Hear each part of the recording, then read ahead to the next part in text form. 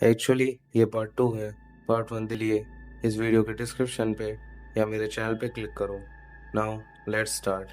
तो आज सबसे पहले आता है space time fluctuations. Quantum level पे स्पेस बिल्कुल स्मूथ नहीं होता। ये कॉन्स्टेंटली वाइब्रेट करता है, जैसे glitching reality. Universe literally lag करता है। एल्बर्ट आइंस्टाइन के अकॉर्डिंग स्पेस और टाइम अलग चीजें नहीं है, दोनों मिलके एक फैब्रिक बनाते हैं, जिसे हम कहते हैं स्पेस टाइम। चलो अब सोचो, जैसे एक रबर शीट है। अगर उस शीट पर कोई हैवी ऑब्जेक्ट जैसे प्लेनेट रखो तो शीट थोड़ी बेंड हो जाएगी। यही ग्रेविटी है। अब ट्विस्ट आता है। नॉर्मल लेवल पर स्पेस टाइम स्मूथ लगता है, लेकिन बहुत ही माइक्रोस्कोपिक लेवल पर यह स्मूथ नहीं होता। क्वांटम फिजिक्स के हिसाब से स्पेस बिल्कुल शांत नहीं होता।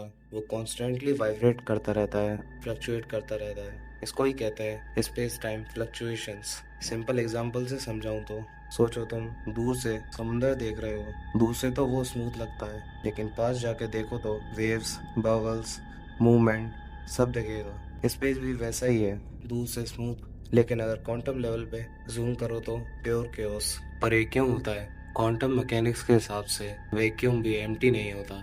उसमें टाइनी एनर्जी फ्लक्चुएशंस होते रहते हैं। इस एनर्जी की वजह से छोटे पार्टिकल्स इंस्टेंट क्रिएट होते हैं और फिर तुरंत डिसअपियर हो जाते हैं। इसी प्रोसेस के चलते स्पेस टाइम भी थोड़ा फोम जैसा बिहेव करता है।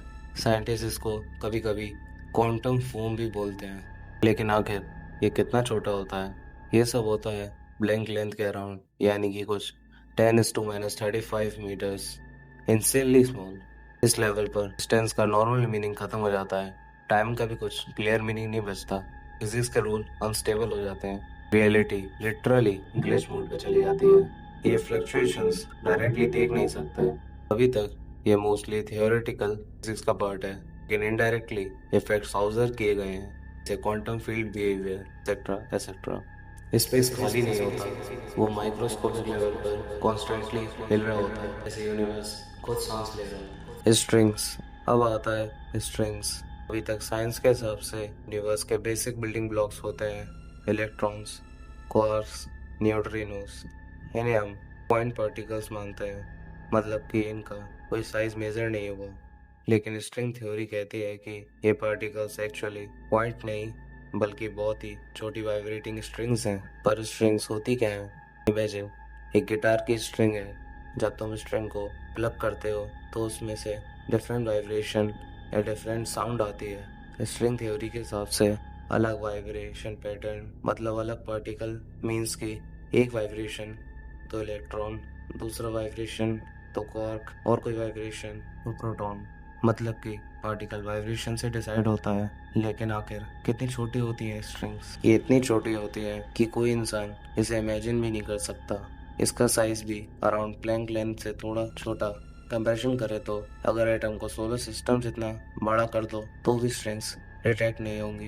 ये इतनी छोटी होती है। स्ट्रिंग थ्योरी कहती है यूनिवर्स में सिर्फ 3 स्पेस डायमेंशन नहीं है। हो सकता है इस स्पेस में 10 या 11 डायमेंशन एग्जिस्ट करती हूँ।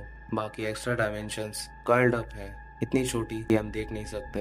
ये पार्ट थोड़ा साइफाई लगता है, बट मैथमेटिकली पॉसिबल है। स्ट्रिंग थ्योरी का गोल क्या है? फिजिक्स में दो बड़े रूल्स होते हैं, quantum mechanics small world, general relativity gravity big world. Problem दोनों एक दूसरे से मैच नहीं करते। स्ट्रिंग थ्योरी ट्राई करती है सब फोर्सेस को एक ही थ्योरी में यूनाइट करना, इसलिए इसे कभी कभी थ्योरी ऑफ एवरीथिंग भी बोलते हैं। लेकिन सबसे बड़ा reality check, string theory experimentally अभी तक प्रूफ नहीं हुई है। डायरेक्ट एविडेंस कभी नहीं मिला, सिर्फ मैथ स्ट्रॉन्ग है। तो ये कंफर्म फैक्ट नहीं है, ये एक पावरफुल हाइपोथेसिस है कि नहीं। हो सकता है यूनिवर्स पार्टिकल से नहीं, माइक्रोस्कोपिक वाइब्रेटिंग स्ट्रिंग से बना हो और हम सिर्फ उन वाइब्रेशंस का रिजल्ट हैं। स्ट्रिंग थ्योरी माइंड ब्लोइंग है, लेकिन अभी तक प्रूफ नहीं है। साइंस में आइडिया कूल होना इनफ नहीं होता, प्रूविंग मैटर करता है। वैक्यूम नथिंग क्या होता है? नॉर्मली हम सोचते हैं वैक्यूम इज इक्वल्स टू बिल्कुल खाली स्पेस, मतलब ना हवा, ना पार्टिकल, ना एनर्जी। लेकिन मॉडर्न फिजिक्स के according perfect nothing actually exist ही नहीं करता। स्पेस चाहे कितना भी एम्प्टी हो, फिर भी उसमें क्वांटम एक्टिविटी चलती रहती है। यूनिवर्स में ट्रू नथिंग एग्जिस्ट नहीं करता। ओके, तो ये था smallest thing in the universe का पार्ट 2। यानी कि इसका लास्ट पार्ट। मैं मिलूंगा तुमसे किसी और टॉपिक में। जब तक लिए bye and wait for another Saturday.